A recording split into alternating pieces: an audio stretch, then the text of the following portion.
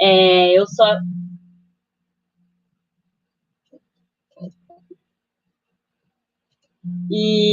Então, a gente está hoje para a roda de conversa com as artistas da exposição A Dor que Dói na Gente, com curadoria da Silvana Macedo.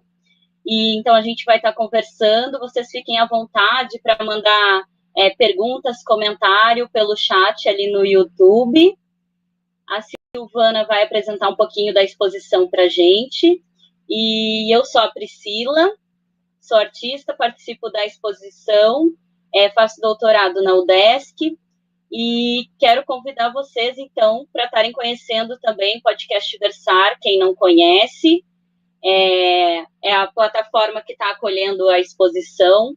O podcast Versar é um podcast onde eu convido artistas mulheres a lerem outras mulheres, e a proposta dessa plataforma e desse podcast é conseguir o acesso democrático, né, de mulheres e de outras pessoas a esses livros escritos por mulheres, né, literatura, artigo, contos, etc., que muitas vezes as pessoas não têm acesso, né? Então, a ideia é que essas mulheres contribuam com suas referências textuais e, ao mesmo tempo, a gente consiga compartilhar esses áudios com o máximo de pessoas possíveis.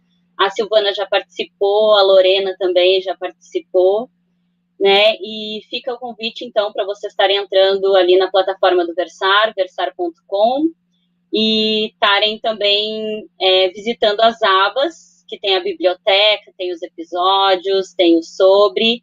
E agora nós temos, em 2021, Versar, eu criei em 2018, e em 2021 a gente está com um novo editorial, que é o Versar Mais, que tem a produção da Camila Zucco, e no Versar Mais a gente está fazendo, então, parcerias com outras editoras, com outras exposições, outros artistas, e eu tenho, então, a felicidade de estar recebendo vocês aí no nosso espaço virtual.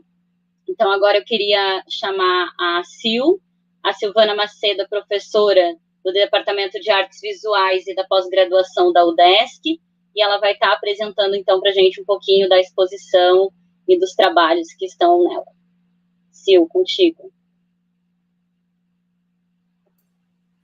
Então, boa tarde, fico muito feliz de ter esse momento com vocês, né, para a gente conversar com o público que está nos acompanhando agora, ou as pessoas que venham ver essa conversa depois.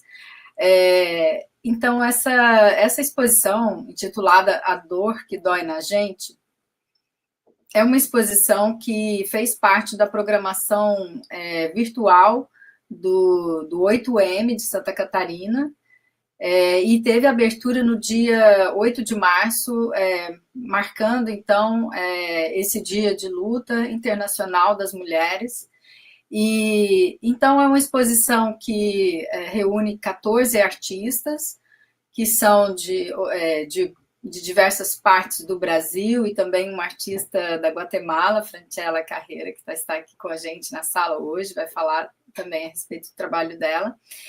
E então somos mulheres latinas e nos encontramos aqui em Santa Catarina nesse momento que o Brasil se encontra, né, nesse caos generalizado, um momento de muita dor, de muito sofrimento, mas nós acreditamos que nós, como artistas, como produtoras de significados, de sentidos para isso tudo, podemos, de uma forma coletiva, trazer uma contribuição para esse momento de luta, um momento de unir vozes.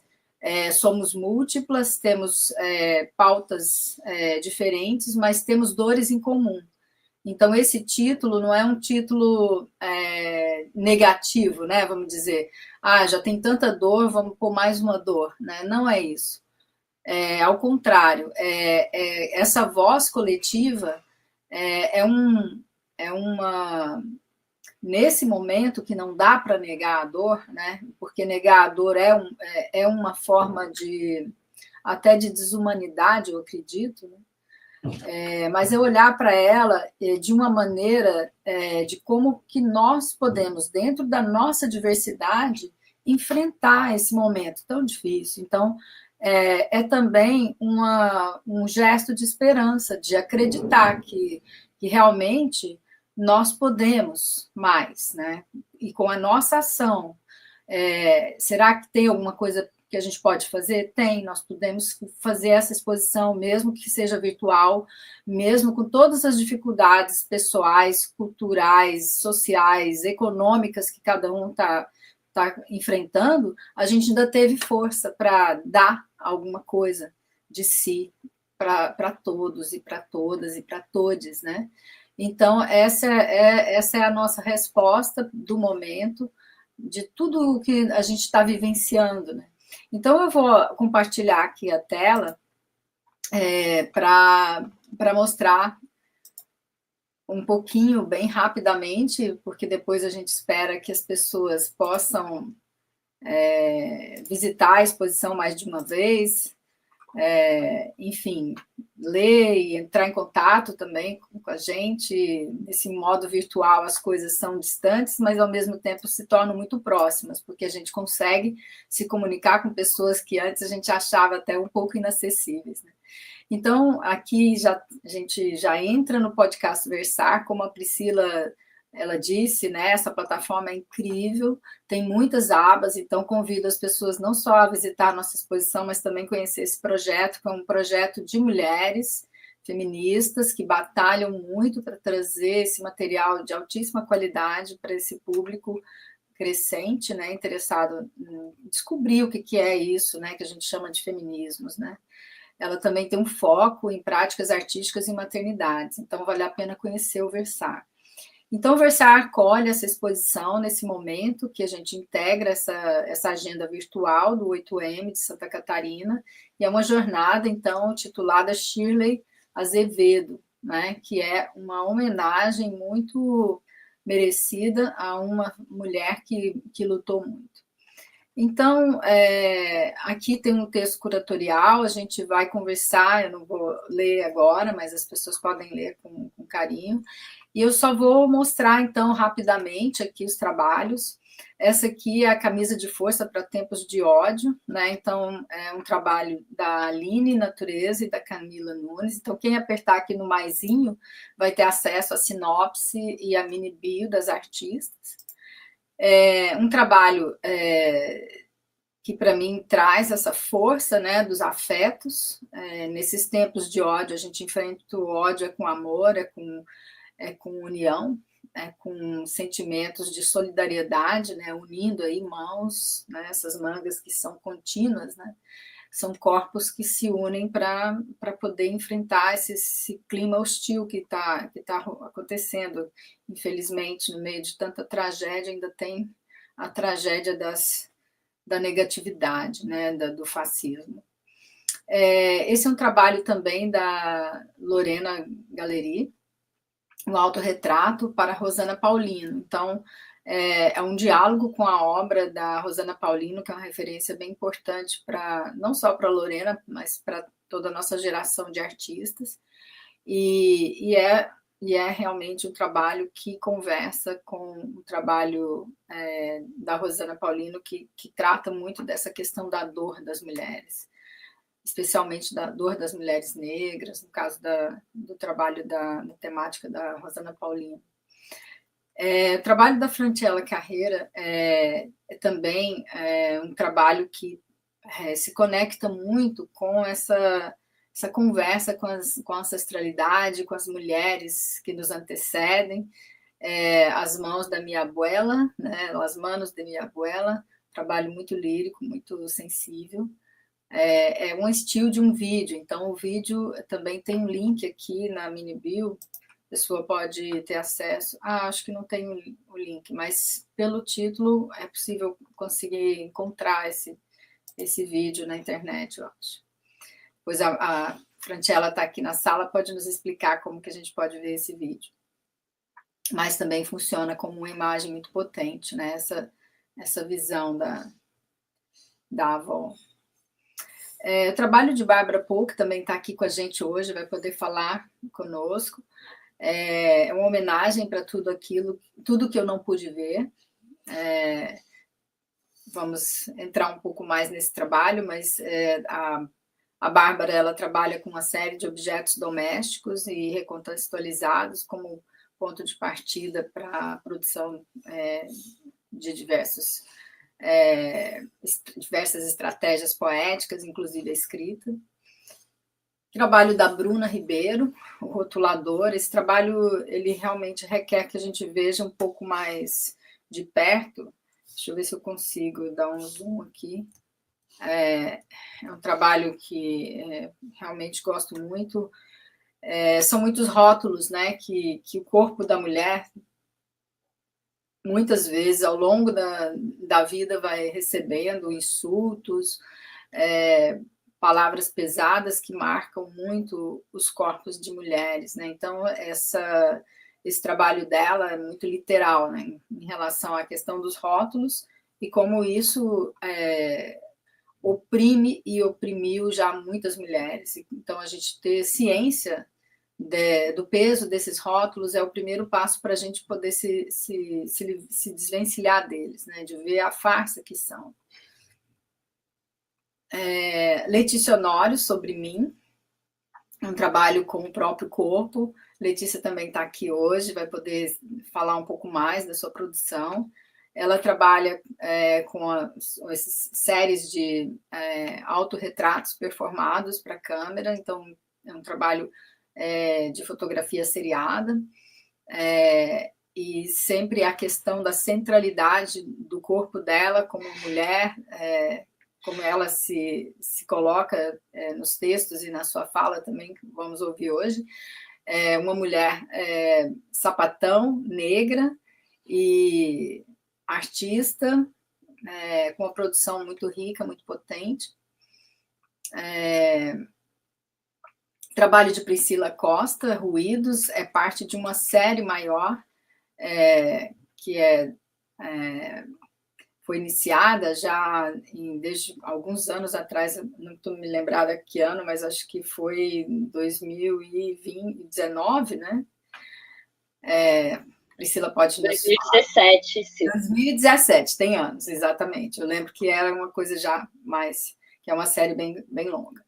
Então, é a série Na Terra do Nunca, e agora ela entrou na versão pandêmica, né? Então, que realmente traz um peso maior ainda para a jornada dupla, tripla das mulheres. Então, a Priscila faz esse trabalho de colagem e agora trazendo também as manchetes, né, da mídia com uma alteração aí, tanto nas palavras quanto nas imagens. Então, trazendo essa questão da participação masculina no trabalho de cuidado de crianças e trabalhos domésticos. O trabalho da Luísa Reginatos, Microintensidades Combativas, é um trabalho também muito sensível, que liga muito essa questão da ancestralidade, da memória, da terra, do alimento, dos afetos, uma conversa, né, com as memórias de infância. A Luísa também está aqui na sala, vai poder conversar um pouco mais. A Odete Caldeirão também faz um trabalho muito sensível, ela trabalha muito nos processos dela, com terra, com argila, com plantas, com caminhadas, com escrita. Então, ela reuniu aqui nesse trabalho intitulado Terra Jardim, Artistas Feministas, uma série de artistas que são referências, né, que também participaram de conversas, de debates, que nós tivemos durante esse semestre sobre feminismos nas artes visuais. Então, esse aqui é um fragmento de um livro de artista lindíssimo, que vai estar completo numa próxima exposição que nós vamos realizar no Coletivo Na Casa, em abril. Então, está bem perto da abertura da exposição, então vai ser possível ver o livro todo. Mas ele também funciona como uma imagem autônoma. O trabalho da Kathleen Costa é um trabalho também muito lírico, carregado de afeto, intitulado Chás da Vovó. Esse trabalho ele está dentro de um contexto bem amplo, temos a alegria também de ter a Kathleen aqui na sala hoje. A Kathleen é de Manaus, é uma artista que é doutoranda aqui no UPPGAV, e que ela está fazendo uma pesquisa que é centrada nas origens afro-indígenas, e tentando recuperar essa história, reconstruir essa história em seu trabalho visual, mas de uma maneira muito afetiva, muito lírica, tanto na sua escrita quanto nos seus projetos. Então, aqui tem uma receita de um chá da sua avó, que é uma tradição passada de muitas mulheres indígenas, uma para outra, até chegar na família da Kathleen. E então é um trabalho também que está ligado a essa questão da ancestralidade, da natureza, das relações de mulheres, desses saberes também tradicionais, que são muitas vezes cultivados e transmitidos por mulheres nas famílias. O trabalho da Helenise Dejeniski também está aqui hoje. É uma conversa com o trabalho da Lígia Clark e com outras artistas também que a gente vem estudando, cujo impacto nas artes visuais é muito marcante. Então, ela refaz esse trabalho da Lígia Clark, mas trazendo dentro um texto com muitas artistas, mulheres trans, mulheres cis, mulheres, enfim, uma diversidade de vozes, e uma experiência muito sensível. A Helenise vai estar aqui hoje, né? Pode falar um pouco mais desse trabalho. A Luanda Olivia traz aqui nessa exposição esse trabalho que é intitulado Infiltrações de Tinta com Glória Anzaldúa. Também é uma conversa com essa escritora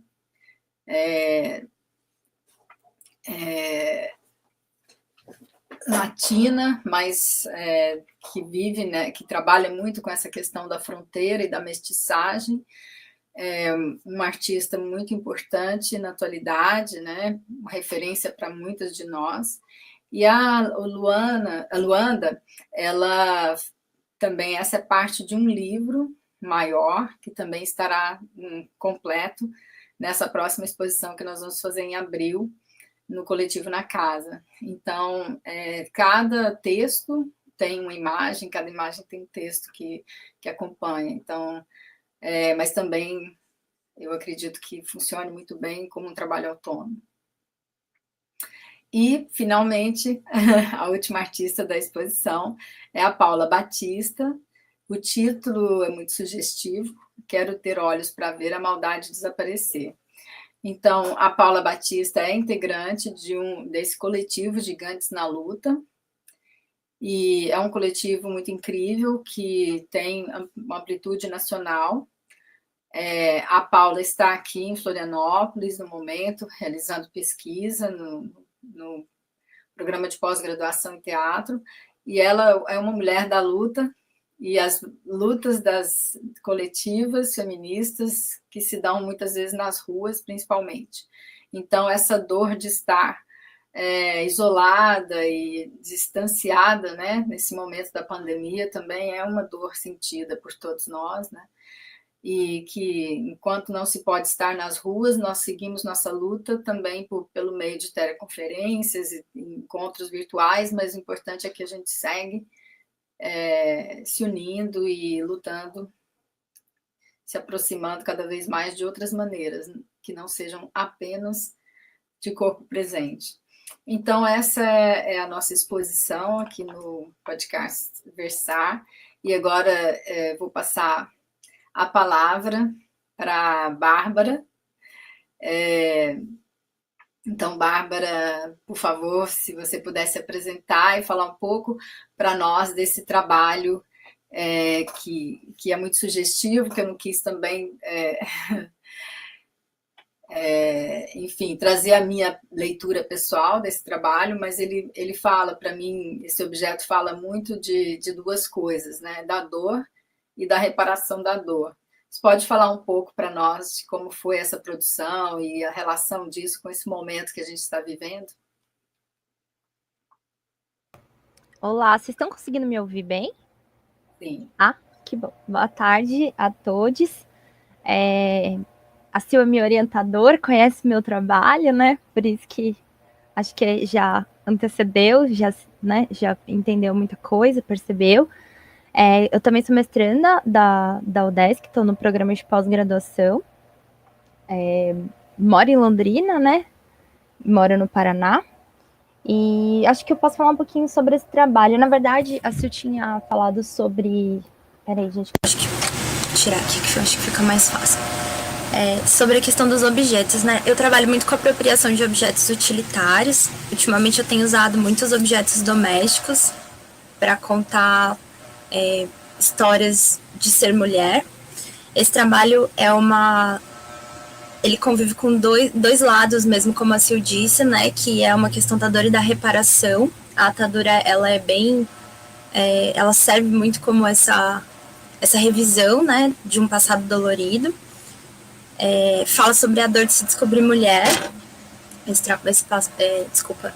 trabalho fala sobre isso, né? Sobre olhar para trás e entender o que é ser mulher, o que é tornar-se mulher. Eu acho que muito do que eu tenho pensado tem a ver com um livro que eu tenho lido, que tem me despertado muito para essas questões da Helena Ferrante, que é A Vida Mentirosa dos Adultos, que traz muito essa questão da passagem da infância para a adolescência. Oi?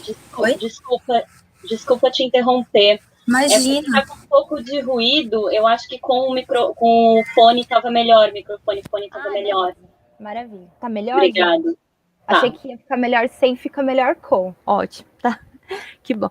Então, e eu tenho pensado muito sobre esse livro, A Vida Mentirosa dos Adultos, da Helena Ferrante, que traz muito essa questão da passagem da infância para a adolescência e essa descoberta do que é ser mulher e essa dor de se perceber mulher, né? Então, esse trabalho tem a importância da descoberta e a importância de reconhecer, né? Do reconhecimento, da consciência e da reparação. Eu acho que é isso.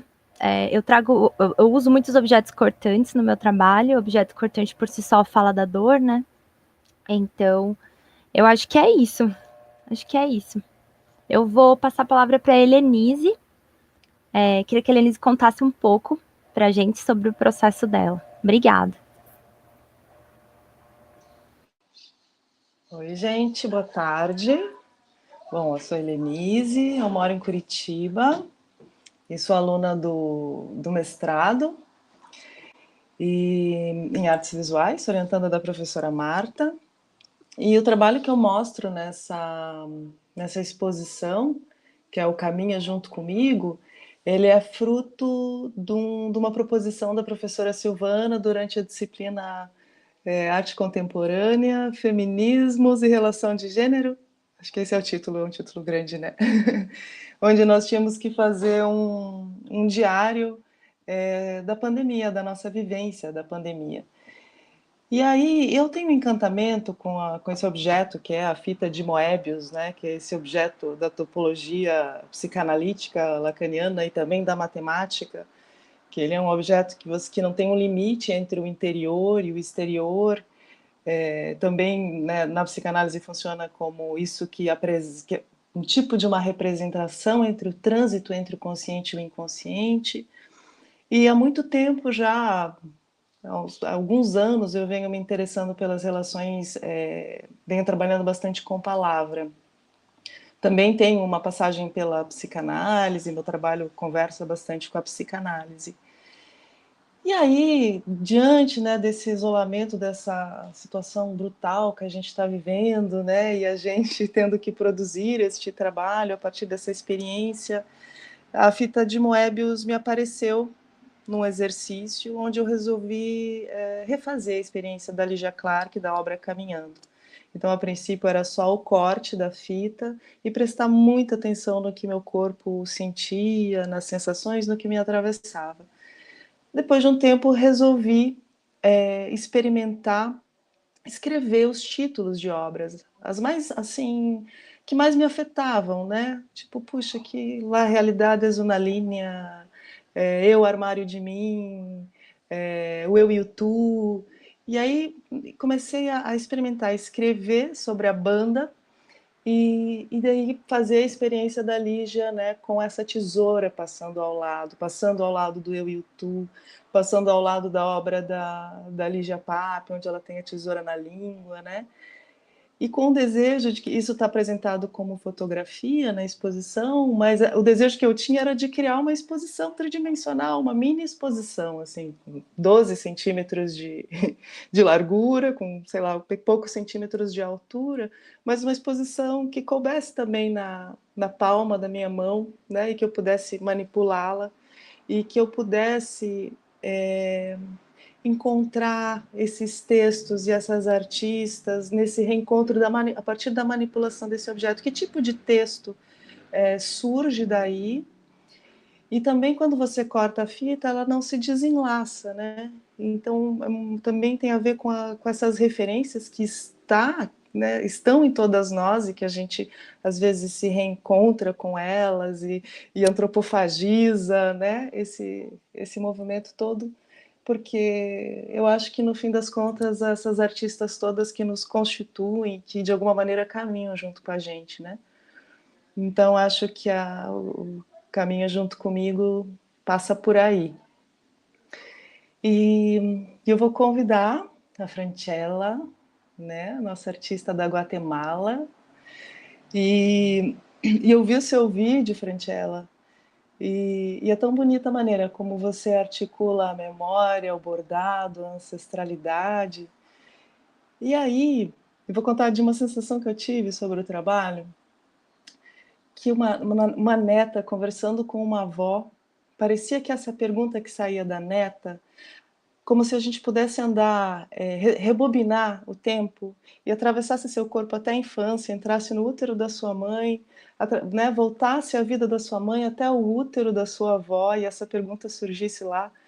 E aí quando ela respondia todo esse caminho fazendo num sentido inverso, eu me lembrei que eu ouvi, alguém me contou esses tempos atrás que o nosso útero, ele não é feito no útero de nossa mãe, mas de nossa avó materna, que vai formar o nosso útero.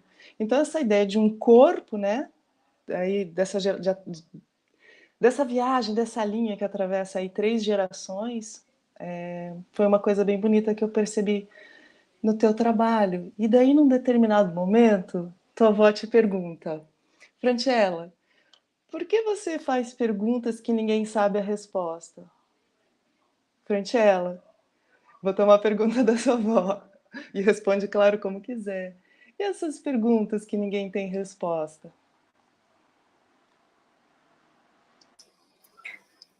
Obrigada, Elisiane, pelas perguntas, por me lembrar de todo esse processo que eu fiz no momento que eu documentei a minha avó. A voz e a entrevista é da minha mãe, e uma parte é da minha avó.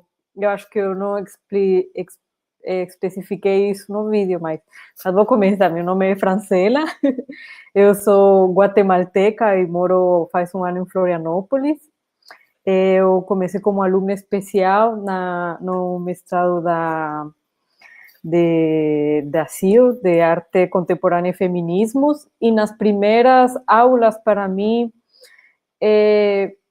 fazia um torbelinho de perguntas que eu me fazia cada vez que eu recebia essas aulas sobre a religiosidade, a mulher dentro da religião, nossas ancestrais. Então, isso me motivou a fazer o vídeo, tentando fazer algumas perguntas para minha avó e minha mãe. Nesse vídeo, que tem duração de 15 minutos, todo é filmado na casa da minha avó. E o relacionamento com minha avó nunca foi... a gente nunca teve uma relação muito perto. foi até faz uns 4 anos atrás que eu estou começando a interagir com minha avó. Porque por todas essas coisas, minha avó teve uma vida muito difícil. Ela não era uma pessoa muito carinhosa. E eu sentia que fazia falta para mim escutar que todas minhas amigas falavam, minha avó aqui, minha avó. Eu não tinha essa afinidade com minha avó. E, bom, adolescência e tudo isso, morando no Brasil, eu me separei muito dela. Mas depois que eu comecei a bordar e eu comecei a prestar atenção que minha avó faz tempo que ela borda e faz muitas obras manuais, eu convidei ela, vamos bordar juntas, e lá vamos. E aí começamos a desenvolver nosso relacionamento. E para mim foi de muito aprendizado e foi muito importante ter esse acercamento com ela. E por isso eu comecei a filmar ela, o que ela me contava de meu avô e entender de onde que eu venho, né? Qual é a história da minha avó, qual é a história da minha bisavó, todas as batalhas que ela passou, porque e aí eu entendi por que ela era assim. Ela era assim por toda essa bagagem dura que ela passou, mas ainda com tudo isso, ela é uma pessoa muito carinhosa, muito sensível, muito querida. Então eu me senti muito perto dela nestes últimos anos. E eu tenho gravado áudios de algumas conversas nossas e assim. E tenho gravado áudios com minha mãe. Minha mãe é testemunha de Jeová. E tem vários questionamentos que eu quero entender assim a profundidade. E tem coisas que na vida, na religião, em todos lados, não temos a resposta de tudo, né? Então eu perguntava para minha mãe assim, mãe, mas por que vocês falam que Deus não tem um gênero, mas falam de Deus como ele e não como ela, se ele não tem gênero? E essas coisas, e minha mãe, filha, o que eu vou saber disso, né? Mas para mim é uma questão assim importante. E depois minha mãe ficava pensando assim como, olha, mas se fosse mulher, eu acho que seria muito mais interessante ela. Aí era muito engraçado. Em contrapartida disso, eu perguntava para minha avó os acontecimentos que ela sobreviveu no terremoto del 71 na Guatemala, que devastou o país inteiro. Foi um terremoto de 9 ponto alguma coisa, foi muito forte, e tudo o que meus avós construíram caiu, e foi uma cidade que ficou destruída completa. Então eles montaram barracões e moraram lá por 2 anos e assim, e ela fala que foi a melhor experiência para ela, que foi muito catastrófico, mas toda a comunidade guatemalteca começou a se juntar mais, a se ajudar entre eles. Então foi algo que para ela foi muito importante, e ter os filhos mais perto e assim. Então eu trago essa fala da entrevista do terremoto que aconteceu na Guatemala com a fala de minha mãe sobre a religião. Por isso o vídeo se chama Entre el terremoto y Dios, que vai trazendo para mim, bom, todo isso é um terremoto, toda essa questão da religiosidade do meu país, de minha avó, que até agora estou conseguindo ter um relacionamento por perto. Então eu sinto que essa videoarte foi isso, foi trazer essas memórias, esse reencontro com minha avó, entender várias questões dentro da religião, um terremoto para mim. Então é isso que trata a minha obra. E gostei muito do que você falou, porque realmente, aunque eu não tivesse sempre um relacionamento com minha avó, eu me sentia perto dela de alguma forma. Então, para mim, o que você falou faz muito sentido, que talvez a gente não venha do útero da nossa mãe, mas sim de nossa avó. E esse fazer manual foi o que me levou com ela a uma linha de herência muito direta, muito rica, muito boa, que cada vez que eu tenho a oportunidade de voltar a meu país, eu fico uma semana com ela bordando e conversando, e para mim isso é muito rico, muito. como pessoa, como artista, como pesquisadora, como mulher. Então, disso se tratou. Bom, Steel Frame é as mãos dela bordando um ponto cruz, mientras ela falava um pouco desse terremoto e assim. Então, é isso. Obrigada pela pergunta. Agora eu vou convidar a artista visual e a pesquisadora, doutoranda em programa de pós-graduação em artes visuais na Universidade de Santa Catarina. Também ela é uma licenciada em artes visuais na Universidade Federal de Amazonas, mestre em letras pela Universidade do Estado do Amazonas também. E é uma artista que trabalha com ancestralidade afro-indígena na pesquisa dela. Então, Catherine, eu gostaria de saber como foi esse processo seu para desenvolver sua obra.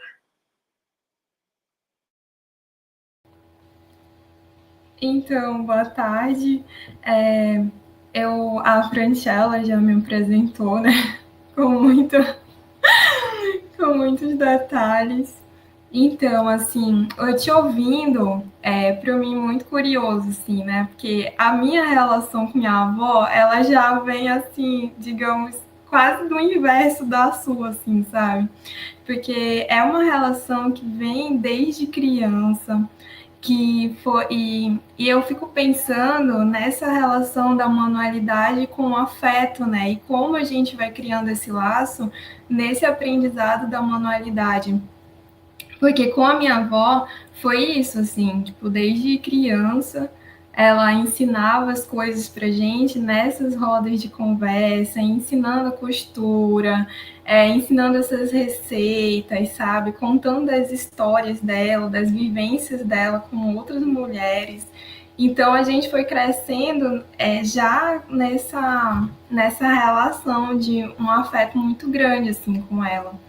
E ela sempre, e eu acho assim que algo que a Silvana falou, né, de como que essas receitas, elas vão chegando na minha avó, que daí não é a voz da minha avó, né, mas as vozes de muitas mulheres com quem minha avó também conviveu e que ela vai trazendo e passando pra gente, assim, né.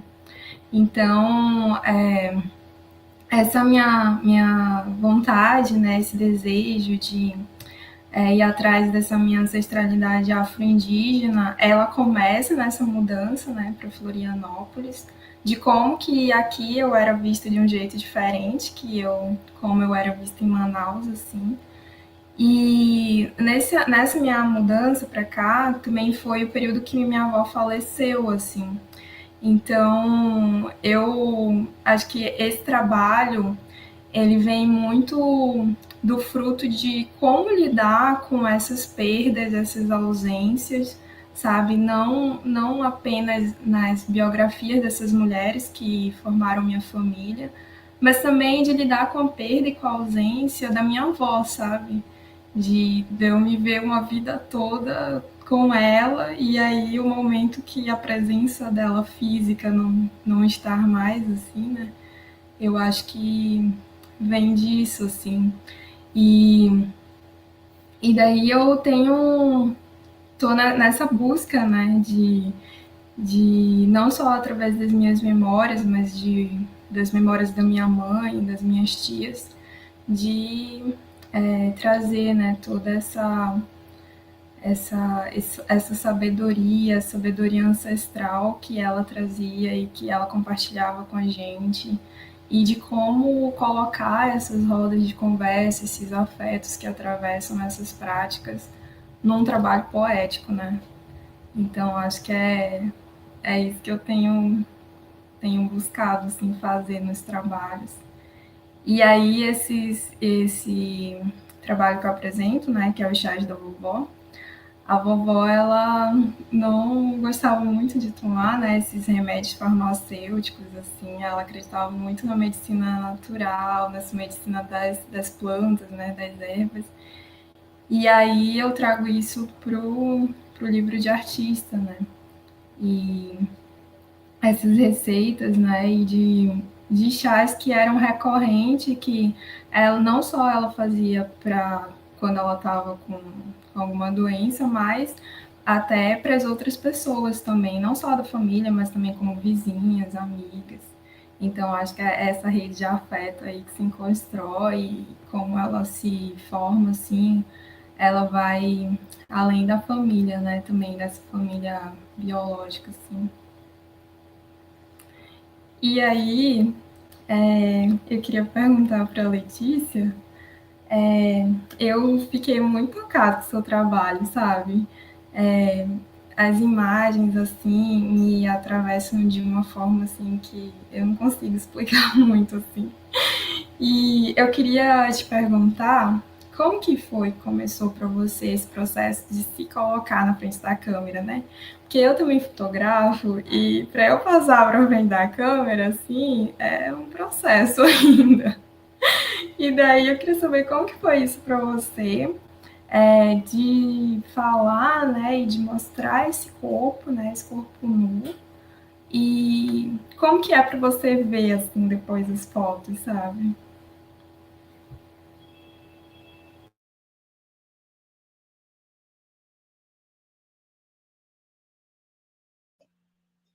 Lê, eu acho que tá sem áudio.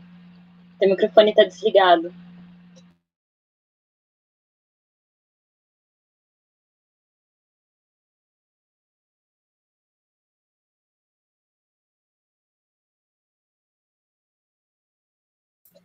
O microfone aparece como desligado aqui na tela.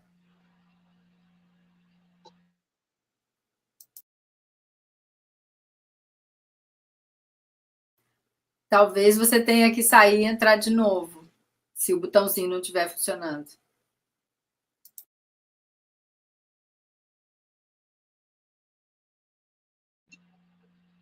Vamos aguardar então um pouquinho aí a Lê voltar.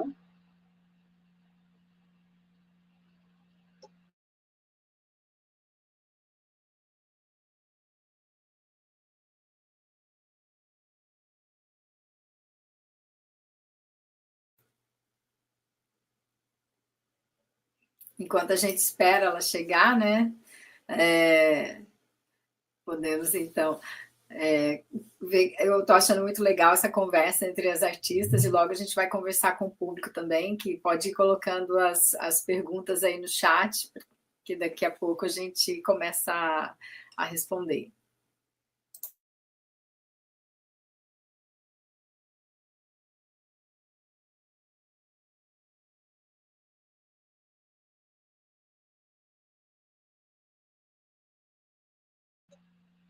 Ó, aqui no chat está rolando já uns comentários. A Renata Magalhães falando sobre o trabalho da Bruna, né, que tocou muito ela, que ela deu vários zooms para ler cada uma, mas a foto em si já está bastante impactante. O chás da vovó é a coisa mais linda. O Vitor César também falando, maravilhosa. Pronto, Lê?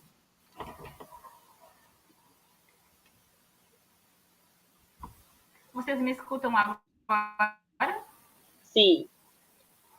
Sim? Ah, então tá. Eu não sei o que acontece, às vezes eu silencio o microfone aqui no jeito que ele dá um mute, sabe? Mas, então, meu nome é Letícia Honório, eu sou mestranda no programa de pós-graduação em artes visuais da UDESC também. Sou orientanda da CIL, né? E obrigada, Kathleen, pelas considerações, né? E achei bem legal assim, essa pergunta. E falando da tua experiência também como fotógrafa, né? Para mim, assim, iniciou esse trabalho de fotografia com o meu corpo desde a pesquisa. Letícia, desculpa te interromper, mas é que está cortando muito. Você está me ouvindo bem? Está cortando muito. Então, pensei o seguinte: se você quiser falar pelo meu telefone, às vezes o áudio do telefone transmita melhor. O que vocês podemos tentar isso? O que vocês acham? Sim.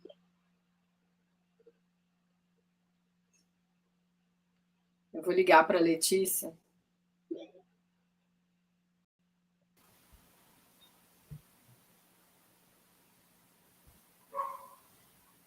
Oi? Vocês me escutam? Sim. Sim? Eu caí, gente, eu acho que a minha internet tá meio ruim. Tá? Eu não sei se vocês conseguiram ouvir alguma coisa que eu falei ou não. Não? Tá, então eu vou iniciar a apresentação. Meu nome é Letícia Honório, eu sou mestranda em artes visuais, né, no programa de pós-graduação da UDESC. Sou orientanda da CIL também. E achei muito legal as suas considerações, Kathleen, também falando da tua experiência como fotógrafa, né?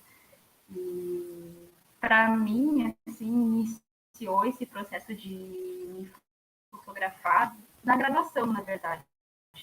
Eu fazia registros, assim, do meu corpo, né? Para pintar, para fazer gravura, que eram os processos que eu mais estava elaborando, assim, né?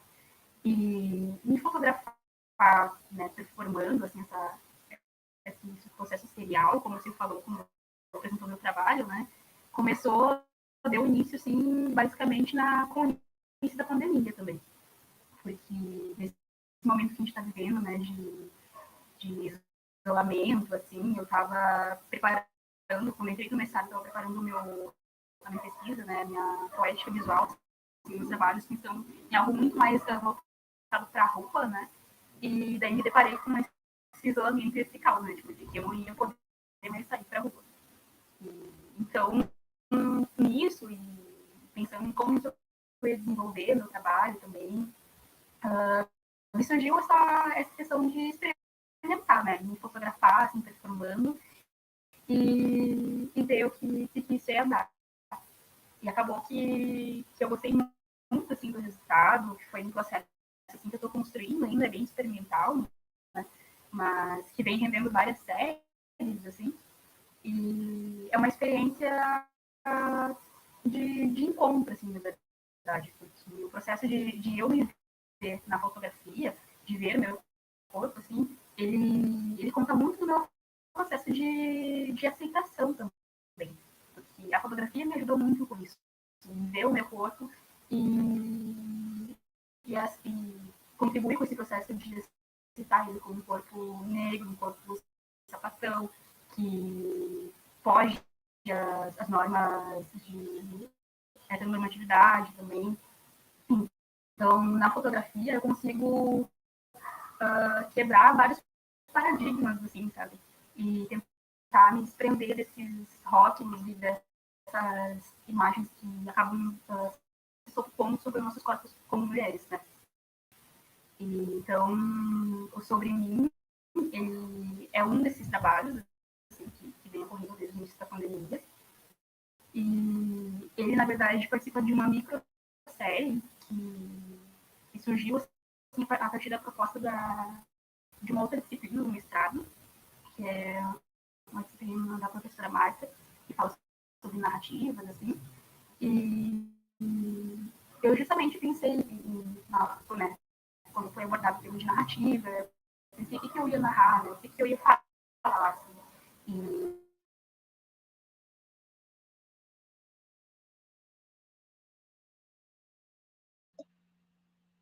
Lê, não estamos te escutando novamente.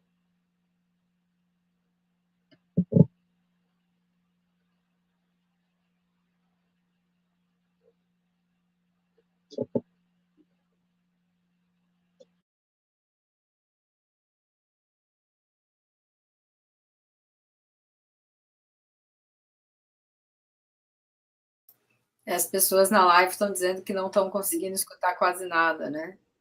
O pessoal que está assistindo a live quer aproveitar aí o tempo para fazer perguntas para uma das artistas que já falaram?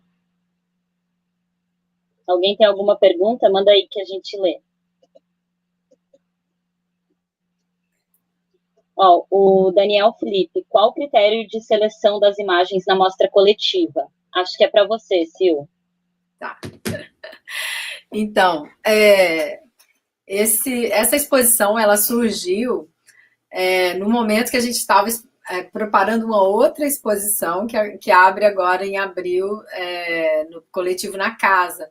mas como surgiu a oportunidade de nós participarmos da agenda do 8M de Santa Catarina, então eu fiz um recorte menor, né, para essa exposição específica do 8M. E o critério, bem, já surgiu essa produção, né, dentro do contexto de uma disciplina sobre artes visuais e feminismos e estudos de gênero. Então, já é uma produção que já estava voltada para essas questões. E mesmo que tenham trabalhos que não foram feitos dentro da disciplina ou durante a pandemia, mas que conversaram com esse momento. Então, o critério foi pensar essas questões de gênero nesse momento da pandemia. Então, como eu conheço a produção das artistas que compõem essa exposição, nós fizemos também uma curadoria compartilhada, né? Eu deixei em aberto para quem quisesse participar da curadoria da outra exposição. Então, nós, juntos, né? Porque também para outra exposição temos também artistas homens. Então, nós conversamos abertamente, quem quis participar da curadoria, foi um processo bem gostoso, bem horizontal, e tinham pessoas que também nunca tinham feito nenhuma curadoria e quiseram também entrar na equipe curatorial para aprender.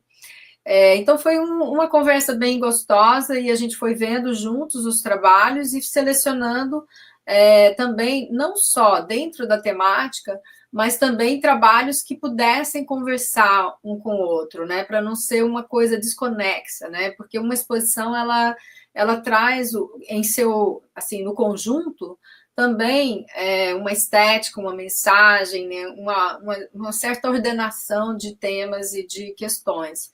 Então, essa exposição foi um recorte dentro dessa outra exposição. Então, na outra exposição, a gente vai ter mais trabalhos de cada artista e mais artistas. Mas, para essa, a gente escolheu apenas uma imagem dentro dessa produção maior, né? Então, aí essa escolha dessa imagem foi um critério meu em conversa com cada artista. Olha, eu estou pensando em escolher esse trabalho aqui dentro dessa série, o que você acha e tal. Então, foi uma conversa também que eu acho importante, né? Curadoria sempre ter esse diálogo e juntos, né, com as artistas, juntas a gente encontrar qual que é o ponto exato que a gente pode trazer para essa conversa, né? Espero que eu tenha respondido. A Priscila Costa também teve muito próxima, né? Porque ela também estava montando a exposição, então às vezes eu conversava com a artista, às vezes conversava, Priscila, o que você acha, né? Então a Priscila também dava a opinião dela e a gente foi construindo juntas, né? Então foi um processo coletivo. Tem mais alguma pergunta? Alguém mais aí que está nos assistindo? Tem mais alguma pergunta?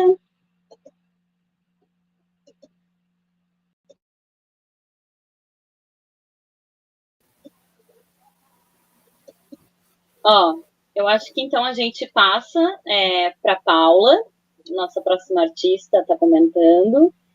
E aí depois a Letícia volta no final. Pode ser, Lê? Pode ser. Beleza, então, Paula. Talvez a Letícia tenha uma pergunta para a Paula, não? Eu tinha... Na verdade, eu tinha... A Luísa já falou? Não? Ah, tá. Eu tinha uma pergunta para a Luísa, mas tem perguntas para a Paula também. E...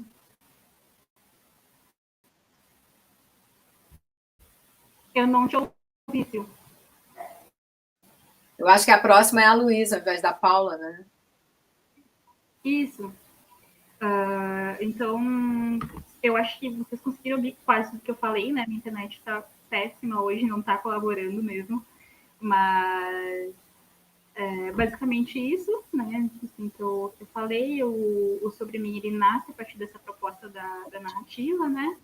E eu busco refletir sobre esse nosso processo de fazer artístico também nesse momento pandêmico, né? Então, falando dessa adaptação do meu corpo num espaço fechado e tendo que produzir a partir da minha imagem sozinha também, né? Não tendo essa coletividade, enfim, esses processos que a gente costumava ter de partilha antes da pandemia, né? E falando com a Luísa, então, quando eu vi o seu trabalho, Luísa, assim, eu pensei primeiro quando eu vi o título, achei bem impactante, assim, foi algo que veio a imagem do objeto arte, assim, eu me veio na hora já uma crítica à inflação da cesta básica brasileira, sabe? Eu pensei, assim, nesse momento pandêmico, a questão do feijão foi a primeira coisa, sabe, que disparou, assim. Mas, conhecendo um pouco mais sua pesquisa, né, e dentro, assim, eu queria perguntar para ti quais foram os espaços, né, para esse processo, assim, e qual é a importância do feijão também, né, nesse trabalho e na sua pesquisa. Oi, gente, eu sou a Luísa, eu sou mestranda no PPGrave da UDESC também, orientada pela professora Sandra Fávero. Esse trabalho começou porque eu acabo estando próxima, né, de produtores rurais, especialmente de agricultura orgânica, assim. Inclusive, a minha mãe, ela é uma delas. Então, um dia ela chega em casa, assim, com muitos feijões que ela comprou de um vizinho, e tem feijão de todas as cores, assim, né? E aí a gente começou a conversar e pensar sobre esse processo de plantar até colher o feijão, que ele acaba sendo longo, né? Especialmente quando tu tem essa produção em menor escala, que o feijão não é seco no forno, algo assim, né? Então eu comecei a modelar esses feijões em cerâmica como uma homenagem, assim, a esse senso estético que a natureza tem, de certa maneira, de criar grãos de feijão tão lindos, né? E também ao processo de produção deles, né? Então, eu quis também fazer objetos manuais, assim, um processo demorado de modelagem de cada feijão. E essa era uma proposta coletiva, assim, que eu trazia. Eu comecei a fazer sozinha e depois eu comecei a propor para mais pessoas, que todo mundo sentasse e fizesse um feijão, né? Ou mais feijões, porque eu entendo que também, ao mesmo tempo, cada um coloca um pouco de si nesse feijão, nunca vai ter nenhum igual, né? E aí, esse trabalho começou em 2019, e em 2020, no ano passado, eu tinha ideia de dar continuidade, né? Mas aí eu acabei voltando a morar com a minha mãe, e também não podendo me reunir com mais pessoas para continuar esse projeto, a gente passou a fazer feijões juntas, né? Então, esse recorte que eu fiz também para mostrar na exposição, que é esses feijões nessa caixinha, ele é um recorte dos feijões que eu modelei com a minha mãe, dentro desse projeto maior, né? Tem muitos feijões. Acho que hoje eu devo ter uns 3.000 feijões. E o título, eu sonhei com esse título um dia, e aí eu achei que ele fechava, né, com esse trabalho. E eu gostei muito, muito da leitura que a Letícia fez do trabalho, e eu não consegui ouvir muito bem a tua pergunta por conta do áudio. Se tu puder repetir, ou colar aqui no chat. Eu acho que ela caiu de novo. Ah, tá. Alguém ouviu? Olha, foi tão fragmentado que eu também não consegui captar muito bem. Vou ver se ela escreve aqui no chat pra gente. Ah, tá. Deixa eu ver aqui.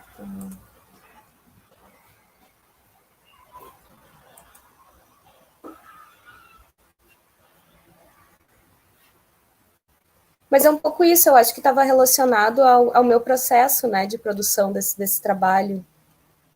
Eu acho que eu comentei um pouco, né? Sim, eu acho que foi porque que você tinha escolhido, né, o feijão. Acho que você respondeu. Então, eu vou Eu acho que ela falar um comentou. pouco da... Só um pouquinho. Eu acho que ela comentou alguma coisa a respeito do feijão ser um alimento brasileiro, e também não sei se ela falou alguma coisa, se eu entendi errado, do custo dos alimentos nesse momento, na pandemia. Não sei se ela falou isso ou se eu escutei algo parecido. Ela fez, né, essa leitura que eu achei incrível, assim. E eu acho que a maioria de nós deve ter, né, essa memória de escolher feijão junto com a mãe, né, uma coisa muito afetiva dessa paisagem doméstica, assim, né, desse momento junto em casa, assim, de muitas vezes era a tarefa que a gente recebia, né, como filha, de separar o feijão, né, tirar as pedrinhas, escolher os grãozinhos. Acho que tem isso também. Eu vou, então, perguntar para a Paula. Eu acho... para mim foi uma surpresa, assim, ver esse trabalho, porque eu desconhecia totalmente, né, esse movimento de mulheres pernaltas, assim, e eu achei incrível. Eu acho que é uma maneira, assim, de colocar em combate e, ao mesmo tempo, em conversa, né, as questões de arte e ativismo, que são tão importantes, assim, né? E eu queria, então, que a Paula comentasse um pouco mais para a gente, assim, como que é a situação na rua desse movimento e dentro de eventos que eu imagino que elas participem, né? Se elas, por exemplo, enfrentam machismo e de que maneira. Queria saber desde quanto tempo também que ela está dentro desse movimento das pernaltas e como que faz, né, porque a gente vê nas fotos ali do trabalho que a Paula coloca, uma potência muito grande, tanto quando elas estão na rua, quanto quando a gente tem a imagem delas conversando, né, em casa. Então, um pouco isso, Paula. Obrigada pelo teu trabalho. Boa tarde, todo mundo. Eu sou a Paula Batista, não sou mestranda nas artes visuais, eu sou mestranda em teatro, e esse meu namoro, esse meu contato com as artes visuais foi muito enriquecedor, né? Quero agradecer muito o acolhimento, o carinho e o aprendizado que eu tive com vocês todas. Eu acredito muito na intersecção das artes, sabe? Porque o meu coletivo é um coletivo de rua, a minha prática artística é uma prática artística basicamente de rua. A gente tem ações também em locais fechados, mas a gente sempre leva a energia da rua para esses locais fechados, que é esse espaço multirrelacional, esse espaço onde as artes conversam sem divisão. Existem outros espaços também, né, em que as artes conversam sem divisão, como na natureza, em algumas galerias com obras prontas para isso. Mas na rua a arte vai acontecendo e ela vai dando foco numa coisa ou dando noutra, mas é sempre com a relação. Eu sou mestranda no teatro, isso que eu já falei. A Gigantes na Luta é um coletivo que surgiu em 2017, através de um movimento de carnaval. Fazendo um parênteses importante, é uma palavra que a Luísa usou, que é pernalta. Pernalta significa perna alta, é uma aglutinação, é uma brincadeira que a gente faz com as palavras para nomear as pessoas que andam de perna de pau. Feito esse parênteses, em 2017, a marcha de 8M no Rio de Janeiro, ela estava se configurando muito artística, né? Com muitos elementos visuais, muitas performances. E o movimento de Carnaval do Rio de Janeiro, ele explodiu um boom pernalta.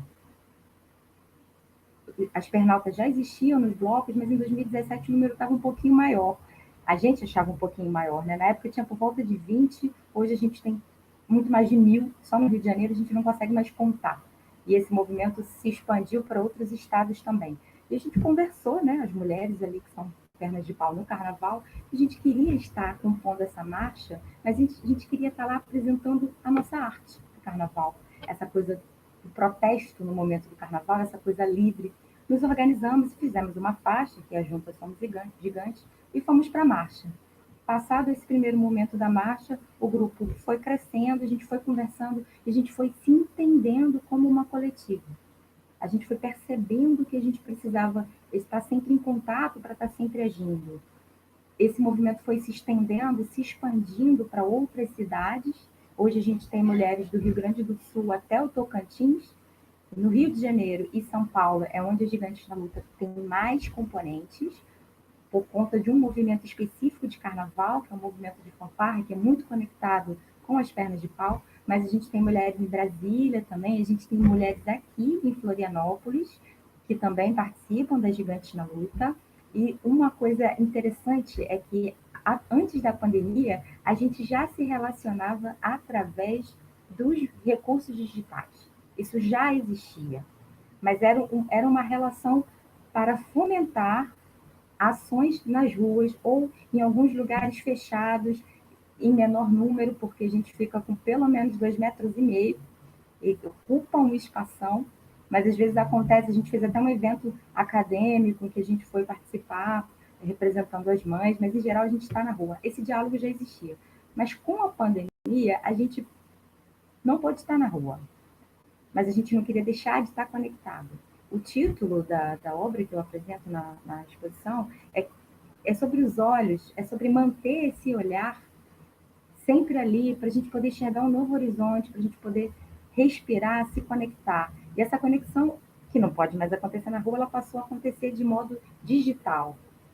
E o nosso fomento todo para a rua, ele virou um fomento para diálogo, para conversa, e em alguns momentos para estar na perna de pau dentro de casa, para tentar manter essa conexão. E esse trabalho que eu apresento é um recorte fotográfico desse momento. Ali a gente tem 2 momentos diferentes, né? No alto eu tenho uma marcha do 8M de 2019 ou 2020, eu não estou lembrada, talvez seja a última marcha de 2020. E embaixo já o momento, o cenário de pandemia, em que a gente está ali se encontrando, trocando informação. Aquele momento específico é o momento em que tem uma na perna e 2 coordenando. Faz assim, vai para lá, vamos tentar fazer uma foto. Essa oportunidade de estar em casa, que não deixa de ser uma oportunidade, né? Toda crise no cenário artístico, eu entendo como oportunidade, porque o artista tem essa questão de se reinventar, né? Porque a arte, ela não é, você não tem como tirar ela de você. Então, se muda o teu cenário, você continua transcendendo e transbordando aquilo. Foi interessante para a gente, porque a gente tem pensado estratégias visuais para dentro da casa, uma dinâmica entre o público e o privado. Aquilo que você faz na rua, aquilo que você faz de casa, dentro de casa, e essa interseccionalidade entre esses 2 espaços, que tem muita relação com o que eu falei no início da nossa conversa. Tem a ver com a interseccionalidade das artes. Eu do teatro, com vocês todas das artes visuais, e essa dinâmica entre público e privado, essa intersecção, como é que a gente trabalha isso? Como é que a gente se mantém ativa, potente, sem abrir mão da energia que existe na rua? E por respeito à energia que existe na rua, a gente hoje está contido em casa, mas sempre atenta, sempre conectada. E dentro dessa dinâmica da casa, eu quero conversar um pouquinho com a Priscila, que fez um trabalho super interessante, que também mostra um cenário da casa.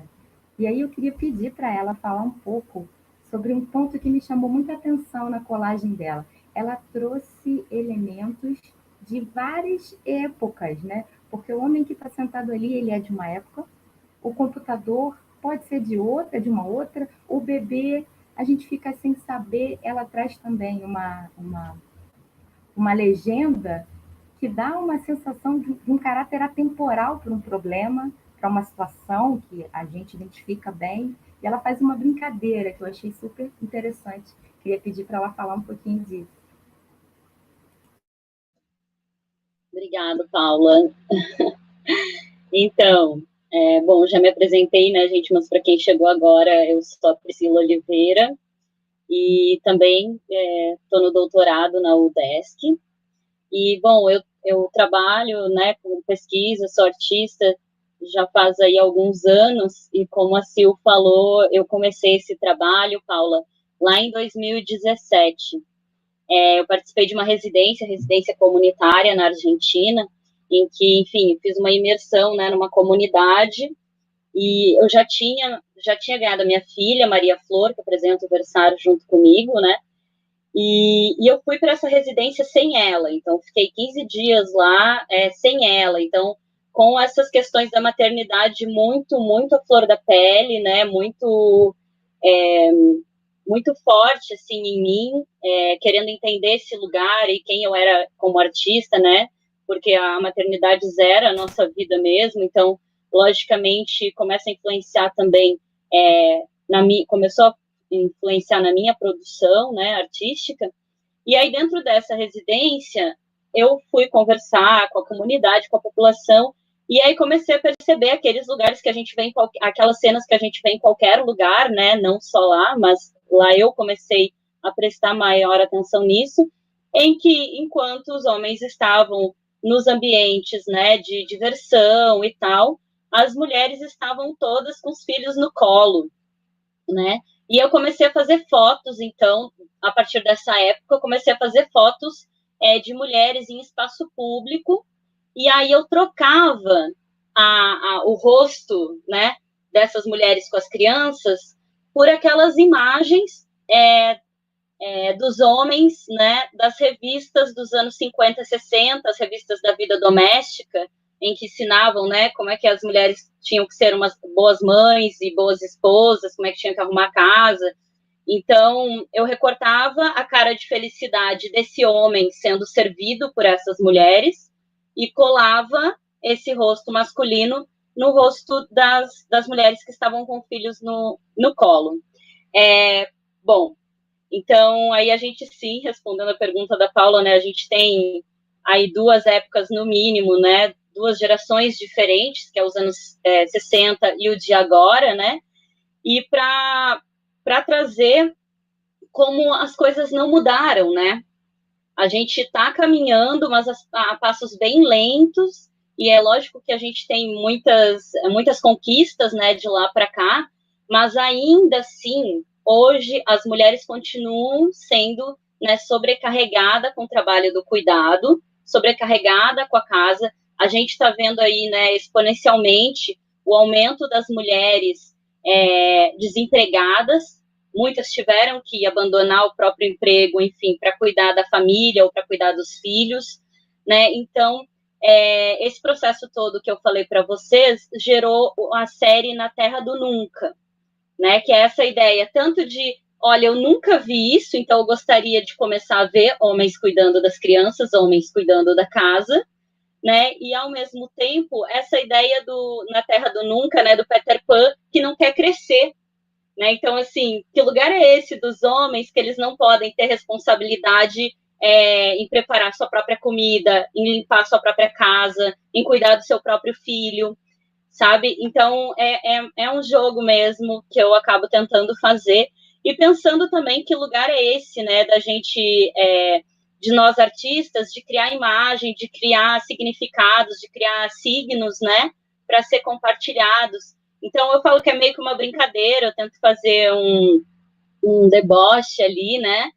E aí, agora na pandemia, eu faço prints, faço uma coleção, basicamente, foi o primeiro trabalho que eu apresentei durante a disciplina para a CIL, que era uma colagem de várias reportagens, né, sobre as mulheres. Então, esses 30%, né, dessas mulheres que aumentou 30%, né, de desemprego, então as mulheres estão publicando menos, enquanto os homens estão publicando mais durante a pandemia, né, e aí essa série de reportagens, e aí outras reportagens que as pessoas fazem na tentativa de nos ajudar, só que não, que é assim, né, dicas para as mulheres conseguirem trabalhar e ter a vida materna, né, empreender e ter a vida materna. E daí eu cato essas, quando é em jornal e tal, e aí risco e troco, né, dicas para ensinar pais a conciliarem a paternidade e o trabalho, porque, na verdade, as mulheres sempre fizeram isso, as mães solos sempre fizeram isso. As mulheres negras que sempre trabalharam fora também sempre fizeram isso. Então, não é a gente que tem que aprender, né, que tem que estar nesse lugar. Quem tem que estar nesse lugar, quem tem que receber dicas de como conciliar trabalho e paternidade são os homens, né? Então, o trabalho vai mais nesse viés. Eu faço, como é recorte e colagem digital, não é manual, né? Alguns trabalhos eu tenho, mas nesse caso do ruído, ele é digital.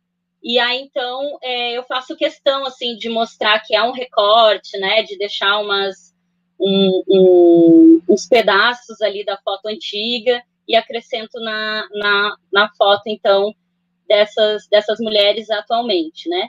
E aí o ruído é o ruído informativo mesmo, né?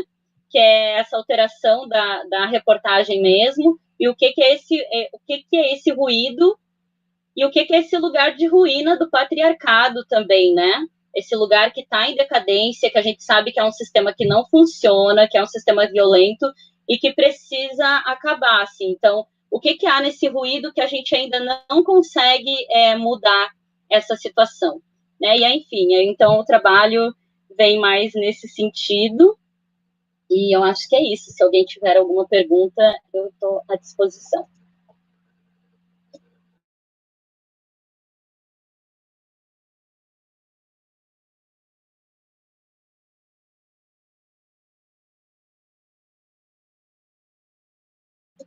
Ó, Paula Penha lá no chat, tá falando gigantes presentes, gigantes na luta presentes, para Paula.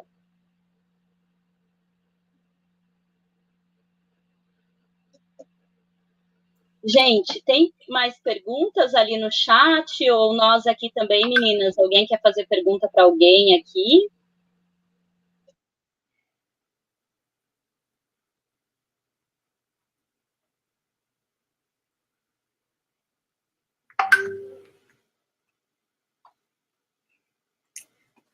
Então, não tem nenhuma pergunta no chat, Priscila? Não, tem um comentário da Odete. Muito lindas, potentes e sensíveis as falas. Parabéns, artistas, parabéns, curadora. Foi incrível. Obrigada, Odete. A Odete está expondo e ela ia participar da conversa hoje, mas aí ela teve um problema técnico e também as outras artistas não puderam estar aqui com a gente hoje, e 14 artistas seria também bem, bem cheia a live, né? Seria ótimo ter todas, mas esse recorte que nós temos aqui hoje na sala, acho que deu conta e, enfim, né? A exposição está aí disponível online, vai ficar um tempo ainda, então espero que as pessoas consigam entrar, ver, ler com calma, né, todo o material. Eu quero ver se tem mais alguma pergunta aqui entre nós, né? Se não tiver, a gente já está aproximando aqui do horário, já temos mais de 1 hora de live, né? Então, eu estou pensando que a gente já pode ir encaminhando para encerrar, mas se tiver mais questões, né, que tenham surgido, que vocês queiram colocar, porque também pode ser que a gente tenha uma pergunta para uma outra pessoa que não estava aí na sequência que a gente combinou. Então, deixo aqui em aberto para quem quiser falar mais alguma coisa antes da gente encerrar. Eu queria falar, Sil. Eu fiquei pensando. Vocês estão conseguindo me ouvir bem? Eu fiquei pensando muito, enquanto estava ouvindo as meninas falarem, sobre essa potência do título. E a Luísa fala de sonhar com o título, e a Priscila usa o título de uma maneira bem sagaz, assim, que já traz um questionamento, né, contido. Então, eu fiquei pensando muito sobre essa questão do título como condutor de narrativas, né?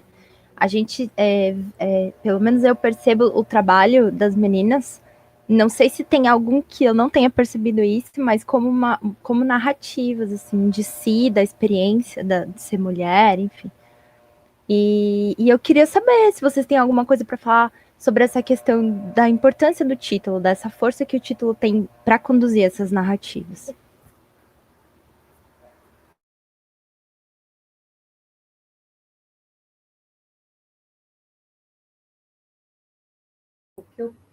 O que eu percebi nos títulos das obras é uma certa conexão, né? eu não sei se ele monta uma narrativa no sentido linear, né? De um depois do outro, sempre sequencial é melhor. Eu não tenho essa sensação de sequência, mas eu tenho a sensação de um emaranhado, e nesse emaranhado, todos os fatos, todos os títulos, todas as narrativas individuais de cada trabalho conversam entre si.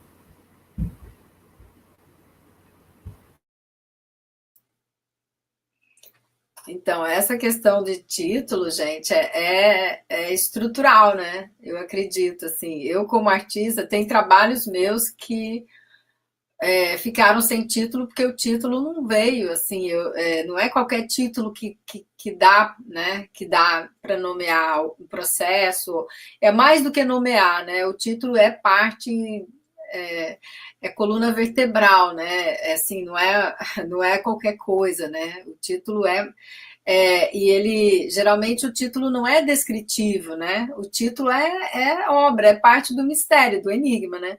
E o título, então, ele para mim, o título é muito esse jogo da imagem com as palavras, né? Porque como a gente é artista visual, existe já pressuposto que a imagem é o nosso campo de trabalho. Mas a gente sabe, né, desde essa virada linguística na década de 60, mas antes disso, a palavra já é parte muito integral das artes visuais. E só nessa virada linguística é que isso começou a ser percebido de uma maneira mais direta e teorizado, né, e celebrado, enfim, e muitas coisas se desdobraram a partir disso. Mas a palavra também é material, né? É material, é suporte, do mesmo jeito que a gente usa outros materiais, né? Então, hoje aqui na sala tem muitas artistas que usam conscientemente a palavra como suporte, né? Muitas de vocês aqui, quase todas, eu acho. Então, isso para a gente já é tão intuitivo, né? Mas talvez para o público de artes visuais, sei lá, talvez para pessoas que não estão tão ligadas em pesquisa em artes visuais, isso não seja uma coisa tão perceptível, né? Mas para nós, eu acho que já é muito material de trabalho. E é isso, né? É insight que vem, ou em sonho, ou às vezes a gente está ali muito sofrido, né? Pensando, e às vezes na escrita aparece, ou às vezes lá no momento lá de jardinagem, que você estava pensando, pimba, né? O negócio aparece, é apresentado, né?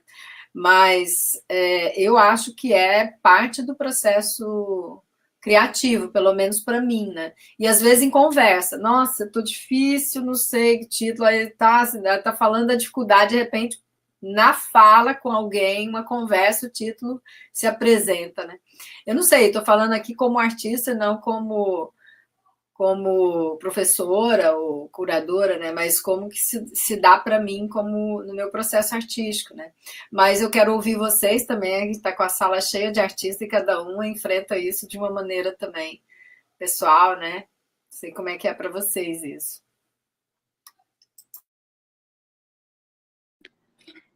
Oi, gente, voltei depois de tudo. Então, a questão do título, para mim, assim, foi algo que, de um tempo para cá também, assim, antes eu não dava, não que eu não dava importância, mas ele não me afetava e não afetava o trabalho da mesma forma como tem afetado nos últimos processos, né? Então, hoje, o título, para mim, assim, nesse processo serial, ele tem feito muito vínculo, assim, com todo o processo do fazer artístico mesmo. E é algo, assim, que é bem como a Sil falou, às vezes chega num ponto, assim, que eu acho que o título não dá conta do processo, ou às vezes parece que vai além, assim, sabe? Então, é todo um processo de um branding, assim, para pensar, sabe? Eu tenho muito essa questão de eu vou olhando as fotos, por exemplo, e vou escrevendo sobre elas e vendo insights que surgem a partir desse processo, até então eu consegui ter uma noção, assim. Então, tem títulos, assim, que surgem muito espontâneos, né? Mas tem outros, assim, também que demoram, às vezes, todo o processo para eu tentar entender se aquele título vai dar conta ou não, né? Eu acho que a escolha do título, assim, ela nunca é fortuita, assim, né? E tanto que, às vezes, se eu acho que o título não vai ser importante, ou não vai dar conta, ou vai dar, talvez, uma influência que eu não que eu acho que não seria interessante, eu prefiro até deixar sem, assim, do que colocar um título para colocar um título, né? Então, para mim isso é bem importante. Normalmente surge de uma maneira assim, né? Sonha com uma palavra e daí faz a conexão, ou alguém fala, essa palavra é uma coisa que meio que surge, assim, né? Mas, então, se não for algo assim, super, que é quase uma extensão do trabalho, né? Então, às vezes, eu até acho mais interessante nem colocar título do que... Engraçado, para mim, às vezes, dentro do meu processo, o trabalho surge a partir do título. Às vezes eu tenho um título, às vezes eu tenho uma coleção de títulos. Surge, sabe? Pó de palavra, sei lá, tem um trabalho que chama Pó de palavra. Aí, de repente, eu já estou trabalhando com as palavras, com as letras colhidas de embalagens, todas jogadas assim. Mas talvez por essa, dentro do meu processo, por essa atenção desse duplo, triplo, quádruplo, quíntuplo sentido, né, que as palavras têm. E daí como é que se dá essa relação com as palavras e as coisas, porque as coisas também, quando elas estão impregnadas de palavra, elas vão se desdobrando, né? Então essas relações entre significados, significantes e os deslocamentos que o sonho traz, né? Ou às vezes de uma frase a partir de um procedimento, consigo uma síntese numa só palavra, de escrever mesmo, de lidar com decalques. Eu trabalho com decalque também, depois eu removo e vou reduzindo. Para mim acontece um pouco assim, não que eu não tenha dificuldade às vezes de dar um título também, né, quando eu venho vendo um material em direção à palavra, né? Mas quando entra pela palavra, parece que ela já é o cimento, já é o tijolo, a argila, assim, daquilo. Para mim vem do contrário. Para mim vem primeiro a obra e depois eu utilizo a palavra-chave que me vem da obra. Então, eu sempre uso como duas palavras assim que vão encapsular um pouco o que eu estou tentando falar. No gosto, eu sei que cada pessoa tem sua própria interpretação por base de sua experiência, mas eu gosto de encaixar um pouquinho para não deixar muito aberto. Então, para mim, é mais fácil pensar em um título curto, mais direto, e sempre vai partir depois da obra. Mas, realmente, eu conheço artistas. Tem uma artista que eu adoro muito, uma super amiga minha, que é Nicole Kutz, é uma artista que sua família é de Grécia, mas ela cresceu e mora aqui em Brasil, e os títulos dela são como uma fábula, um conto, uma coisa assim, um título larguíssimo, eu acho a coisa mais linda, porque realmente como que você está lendo a obra dela, e a leitura é uma imagem, e essa imagem tem todo sentido, e eu acho algo muito poético e lindo, mas para mim é difícil fazer um título desses assim. Para mim também, gente, é um parto, assim, o título. O meu vem muito das conversas com outras pessoas que aí falam, me lembra tal coisa, me lembra tal coisa, e aí nascem os títulos das conversas mesmo, assim. Mas até chegar num título, assim, isso é bem difícil para conseguir, sei lá, relacionar o trabalho com uma palavra que é como a Francella falou, né, que seja a palavra-chave, assim, daquele trabalho. E aí, para mim, é muito importante essa troca mesmo com outras pessoas que tem outras visões sobre o trabalho, como que às vezes eu não consigo ver de estar tão perto, assim, que você não consegue ver, e daí quando você sai um pouco e troca com outras pessoas, você vai vendo coisas que você não conseguia ver sozinha, assim. Então, para mim, o título vem muito disso.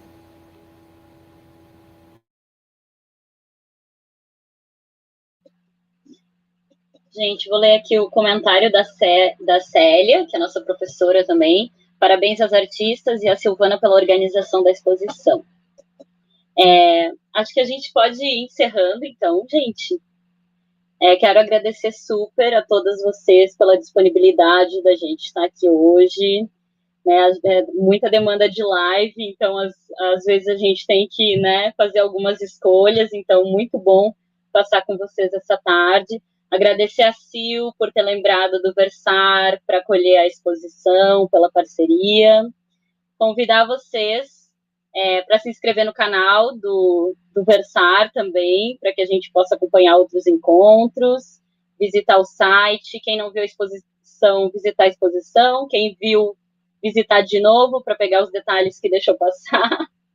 E não sei se alguém mais quer falar alguma coisa, mas por mim a gente pode ir encerrando também. Foram 1h30 aí de conversa.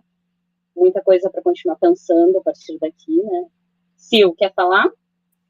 Eu também quero deixar aqui meus agradecimentos, né, professora Célia Antonati, aí, grata também por ter vindo, todas as pessoas que estão ali, as gigantes, todas as pessoas que vieram, que acompanharam aqui essa conversa gostosa entre as artistas. Eu acho muito bom, sempre adoro ouvir artistas falando. Então, hoje, vocês falando desses trabalhos, mesmo que eu já vi, estava muito próxima, fiquei muito feliz de ouvir essas falas tão sensíveis e tão inspiradoras para mim. Me sinto muito revitalizada de trabalhar com essas mulheres incríveis que vocês são, então eu quero agradecer pela participação na exposição, né, na conversa, agradecer muito o podcast Versar, que nos acolheu, montou, produziu, trabalhou, fez quase tudo. Equipe maravilhosa, né, personificada aqui pela Priscila, mas tem mais pessoas que auxiliaram aí no projeto gráfico, então agradeço a equipe completa do Versar, enfim, né, gratidão também pelo 8M de Santa Catarina, que também nos acolheu lá na agenda, e espero que a exposição circule, reverbere, e que essa conversa, então, instigue mais pessoas a verem esses trabalhos que estão incríveis, e me sinto muito honrada de estar sendo parte desse projeto com vocês. Então, gratidão, tenham um bom fim de semana, se cuidem muito, não saiam de casa, se tiver que sair, se cuidem muito, muito, muito, porque o momento requer tudo isso, né? E é isso, um grande abraço para vocês. Um abraço, muito obrigada, gente, pelo convite também. Parabéns. Obrigada, Tchau, gente. Tchau, gente. Obrigada a todo mundo que acompanhou. Até a próxima. Até a próxima.